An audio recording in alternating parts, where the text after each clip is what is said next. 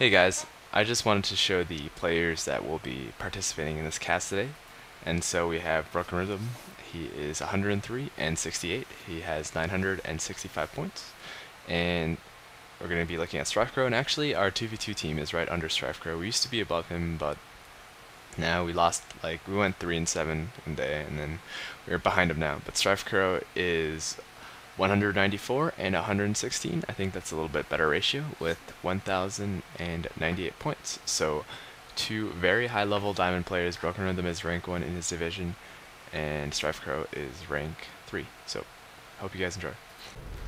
Hello everyone, this is ALEEEEEEEEESA Lisa here, and gonna bring you another 1v1 today on the map Delta Quadrant. I'm not quite sure if I said the correct number of E's, which is 8, but regardless, we have StrifeCro playing as the blue Zerg in the bottom left side. His opponent is one of my good friends, BrokenRhythm, playing as the red Protoss on the top right side, and this is a cross spawn on Delta Quadrant. I'm not sure if it matters that much, just because all units do have to meet up in the middle, and there is a Zelnaga tower which basically sees all movement anyway. So a quick tip: if you're scouting with a probe, always pop out of the Zelnaga tower instead of going straight past it, and this way if you see the enemy coming, the enemy worker coming, you can actually just tell straight up from where the worker is. So BrokenRhythm not actually going to do that. He's going to scout to his left and is going to find nothing. Now, one thing I wanted to note about this map is that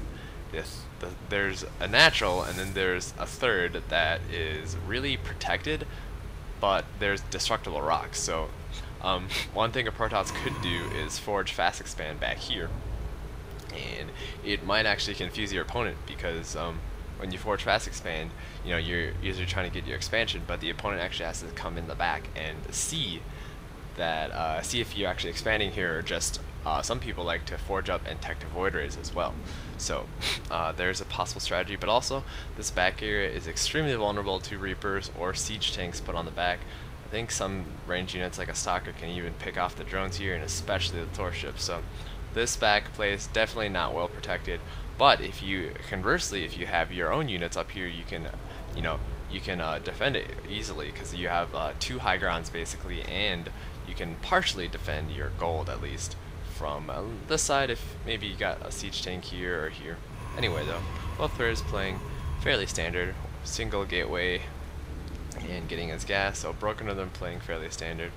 Looks like StrifeCro is getting his gas and just finished his, just started researching his speed, and as you can see, he actually took off drones off gas immediately after 100. So extremely disciplined and well thought out build order, because he wants to get the speed, and it looks like if he's not going to get any more gas, he's not planning to tech, not planning to get more roaches, so going to get map control with Zerglings and possibly do a fast expansion.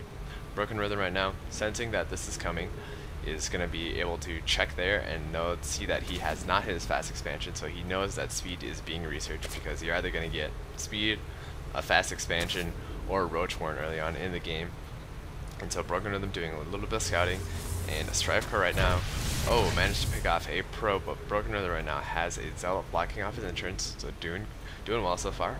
And they should be making a Stalker or Sentry soon. There's a Sentry coming down, and that Sentry will be able to hold off a large number of Zerglings even with speed, just because of how the Zealot Sentry force field works against speedlings. Anyway, right now, StrifeCro doing a little bit of scouting, I think. He's checking for proxy pylons most likely, and it does look like StrifeCro knows where BrokenRhythm is, so he's definitely checking for proxy pylons. He doesn't want Zealots coming into his mineral line during a battle, which a lot of high-level Protoss players love to do. It looks like a third gateway, or second gateway, is going down, so BrokenRhythm possibly going to do 2-gate into Robo, maybe 3-gate Robo, or 4 gates. It looks like a third pylon going down, still fairly standard, and StrifeCro right now moving out his queen in preparation for his expansion. And this is a lot of Zerg players should remember to do this, but whenever you move out a queen, you should just always start building one in your hatchery, and right before you move it out, you most likely, or this is what I do actually, I like to wait till I have enough energy for a spawn larvae, and then I move out, so that you're not wasting any time, because you don't want your queen to be caught up in the center while it is while you need a spawn library at least, and especially so if a Protoss is pushing out and you really need those Zerglings out to defend. StrifeCro right now doing the smart thing, putting down a spine crawler. Now one of the weaknesses of this map, at least in my opinion, is that this entrance is fairly exposed, because if you put a ton of spine crawlers here, a Protoss player can simply walk up and it's really difficult to engage a balanced Protoss army with Sentry, Stalker, and Zealot when you just have Zerglings, because the Zealots are going to go in front, slaughter your Zerglings, and then the range units in the back can do whatever they want. And once the Protoss army gets up to this ramp, Zerglings have a horrible position, and then he can just move up here and simply force field off. So then you have, you know, your spine crawler is completely useless, and your main, if you don't have any expansions there and all your tech is there, then you're in big trouble. So right now StrifeCro putting down 3 more Zerglings, doing a little bit of ring around the rosy for some apparent reason, and is still scouting out with his Zergling. You should always peek up with a Zergling and always leave a Zergling at the entrance of this base. I do not see enough players doing this, and this will immediately tell you when the Protoss players are doing out, and you can just check for their tech if they do decide to put it close to their ramp, and just see exactly what they're doing. So right now BrokenRhythm looks like he is going for a 4-gate.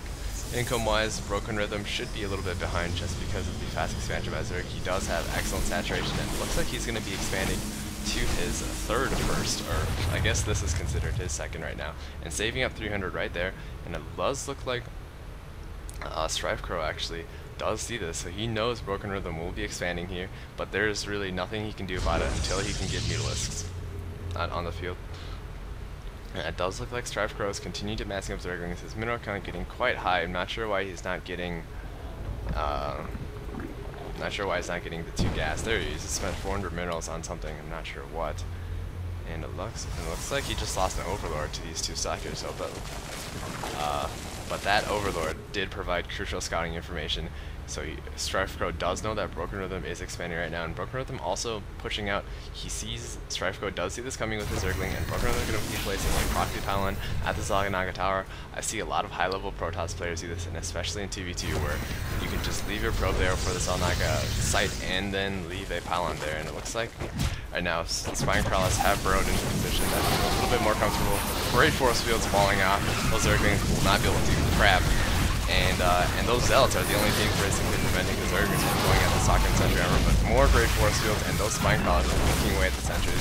100 gas to each dead sentry there. So looking at the unit sauce right now, BrokenRhythm is definitely ahead, and StrifeCro only lost 1 spine crawler and Zerglings. And the best battle for Zerg to defend is when you have an expansion that's mining and your opponent doesn't, and you just lose spine crawlers in your entire army, but you're able to fend it off. And I say your entire army just because if you lose only a small amount of your army, then you've built too many army units that could have been drones, and if you lose all your army, then you lose. So losing the smallest, or the largest amount of units while still being able to defend is the best situation to be in. And great force fields coming off, allowing the Protoss player to pick off those spine crawlers at his will, but all those Zealots who walk out in front will be able to get focused on it very quickly by Stalkers, by the Hydralisks, I mean.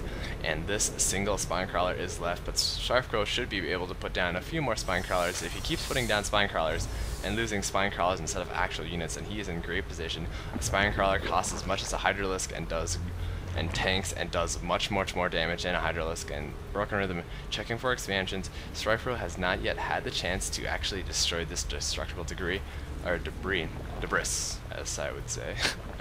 But I think this is because he's having to park his entire army at the front. What I would like to see is some creep tumor spreading and possibly a spine crawler just to poke at it solely while he defends. That way he doesn't have to diversify his army and just keep it all at the front while defending his bases. BrokenRhythm right now having the same number of bases as StrifeCro, and income-wise, BrokenRhythm should be fairly even. And I think at this point the Protoss player does have the advantage, just because 2-base Protoss versus 2-base Zerg is not a comfortable position for Zerg to be in. And I think StrifeCro right now gonna go Hydra or Roaches, or Roach Hydra, looking from the tech he has right now. Still no Mutalisks, and he's about to get supply locked, but I think that he won't. And range upgrade just finished for the Hydralisk. Taking a look at the army tab right now, we do see that BrokenRhythm is slightly ahead, although not by much, and that's just by army size. if he can manage to get an observer out, he can start sniping these creep tumors, which is just going to limit the mobility of Hydralisk that much. And this is a little known fact, but all the Zerg units, I think they get like 20 or 30% on creep bonus, on a creep movement bonus, but Hydralisks actually get 50%, and as you can see, so Hydralisks are most benefited by creep, aside from buildings, of course. If you compare that to any other unit, it does look like the other Zerg units get about 25% actually, so Hydralisks extremely good on creep, and as Liquid TLO actually said, really unusable off creep. So right now, looks like StrifeCro will be slowly trying to push up with his Spine Crawlers, and with his Roach Hydra army, the Spine Crawlers will be able to provide amazing damage and deep and tanking ability for those Hydralisks, and it does look like StrifeCro will be taking this opportunity to take out the high yield at his, I guess, 4th. And this isn't a very dangerous tactic just because of how quickly he can get back. The creep is already here, and looks like BrokenRhythm right now having a fairly balanced gateway army, and he should be transitioning to Colossus or High Templar sometime soon. And it looks like he's going to go High Templar just because of the amount of gateways he has. He's going 8 gateways, and once this 3rd finishes, he should put down a few more gateways. And right now, both players' armies are fairly even, so it just comes down to where the Zerg player does decide to engage and the force fields that BrokenRhythm does decide to push in, and it looks like he's going to be pushing it right now. Nice force fields, trapping in a few units, losing 2 Zealots, a few Zealots, or losing a few Roaches there. 3 Roaches lost, and the majority of the Zealots in front of BrokenRhythm's army does die. And that's one thing to note about the Zealots against the balanced Zerg army is that because if you force field off, the range units are all going to focus on it. Great force fields by StrifeCro, going to be forcing them back, forcing him into a hole. But StrifeCro is right now coming back from the back with Hydralisks, and right now BrokenRhythm is sandwiched between the 2 armies, but this is where the power of the gateway tech, or the warp gate tech, does come in, because BrokenRhythm can just warp in Zealots in front of the faces of the Hydralisks, and when the Hydralisks are off creep, they are terrible against Zealots. And BrokenRhythm right now able to clean up the Zealots from the back, and these Hydralisks and Roaches will not stand a chance against these newly warped in Zealots and Stalkers shooting away at them.